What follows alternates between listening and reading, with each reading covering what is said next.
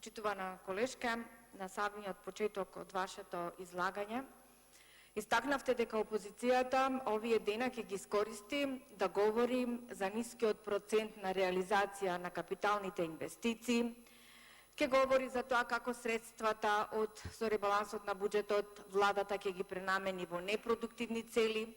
Кажавте како ќе говориме за тоа дека користите параметри кои што нема да доведат до раст на економијата, и еве да расчистиме тука на самиот почеток од вашето излагање, нема потреба ние ова да го повторуваме. Ви благодарам што вие самите си бевте самокритични и кажавте каде ви се аномалиите при концепирањето на ребалансот на буџетот.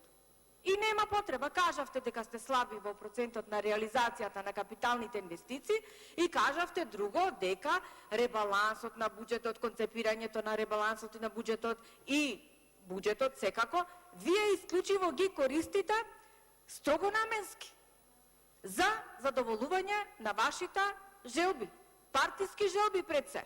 И еве тука ќе започнеме. Прво со задоволувањето на вашите партиски послушници. За вдомување на вашите партиски војници, заклучно со јули ова година, државата плати 135 милиони денари повеќе пари за плата и надоместоци, споредени, замислете, со јануари ова година.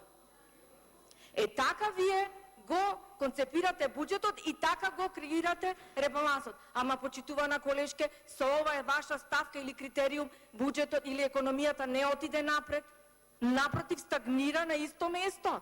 Што значи, вие оние параметри кои што ги користите за да овозможите било каков економски раст, а кои што во другите земји не се користат, кажува дека не се тие клучните параметри.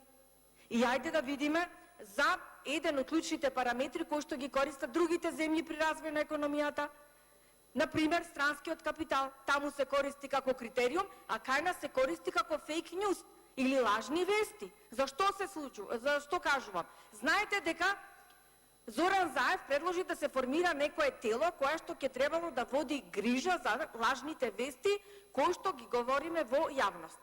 Токму една таква лажна вест, која што господинот Зоран Заев ја кажа во контекст со странските капитални инвестиции, е за тоа дека Volkswagen конечно ќе дојде да инвестира во Република Македонија.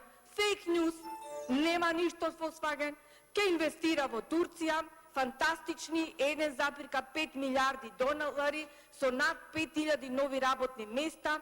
Тоа се директни вработувања и сигурно дупло повеќе индиректни. Значи, почитувана колешки, уште еднаш на крај да ви се заблагодарам за тоа што самите кажавте дека вие исклучиво го концепирате буџетот и ребалансот на буџетот само за ваши лични интереси, ништо друго. Контрреплика, пратеничката Смилевска Кети.